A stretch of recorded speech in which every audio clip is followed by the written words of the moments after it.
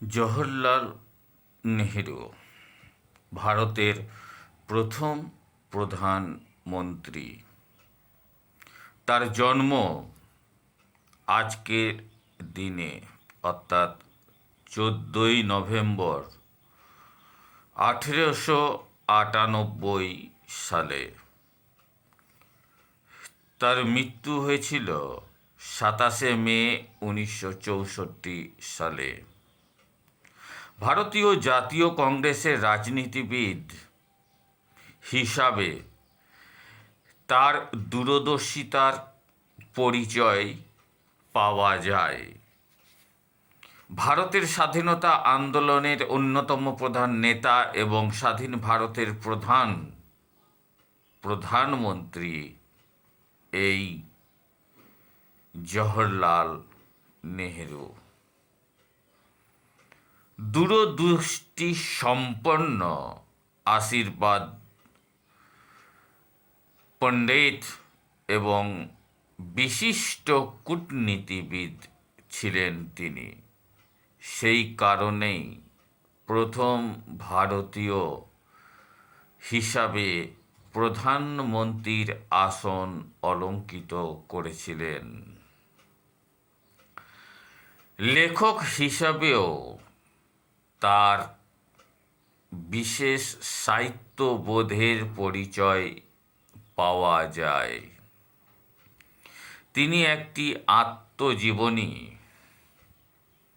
একটি ইতিহাস এবং ভারত আবিষ্কার নামে একটি বই তিনি লিখেছিলেন, যা আজও অনেকের বাড়িতে স্থান করে নিয়েছে। তিনি যখন কার্যভার গ্রহণ করেন সেই সময়টা ছিল 15ই আগস্ট 1947, শেষ হয় 27শে মে 1964 সালে। সেই সময় রাষ্ট্রপতি ছিলেন রাজেন্দ্র প্রসাদ এবং সর্বপল্লী রাধাকৃষ্ণন। গভর্নর হিসাবে দায়িত্বভার গ্রহণ করেছিলেন লুইস মাউন্টব্যাটেন এবং চক্রবর্তী রাজাগোপালাচারী। পরবর্তীকালে তার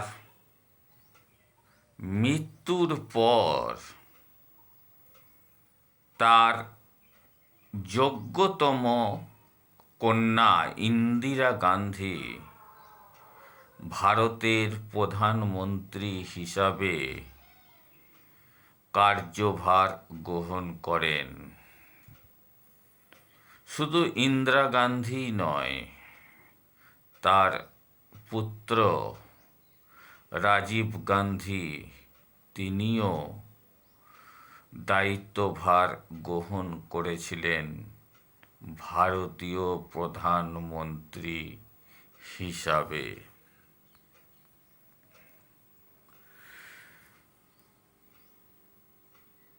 নেহেরুর পিতা মতিলাল নেহেরু একজন ধনী ব্রিটিশ ভারতের নামজাদা ব্যারিস্টার, রাজনীতিবিদ ছিলেন। তা সত্ত্বেও মোহনদাস গান্ধীর তত্ত্বাবধানে নেহেরু প্রথম ভারতীয় প্রধানমন্ত্রী নিযুক্ত হন। ভারতীয় প্রধানমন্ত্রী হিসেবে তিনি 1947 সালের 15ই আগস্ট স্বাধীন ভারতের পতাকা উত্তোলন করেন,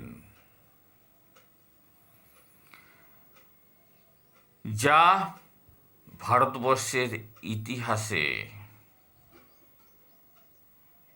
সেই দিনের কথা আজও বিভিন্ন পত্র পত্রিকা থেকে আরম্ভ করে বিভিন্ন বইয়ে স্থান করে নিয়েছে। নেহেরুর জন্মদিন অর্থাৎ আজকে, এই জন্মদিন ভারতের শিশু দিবস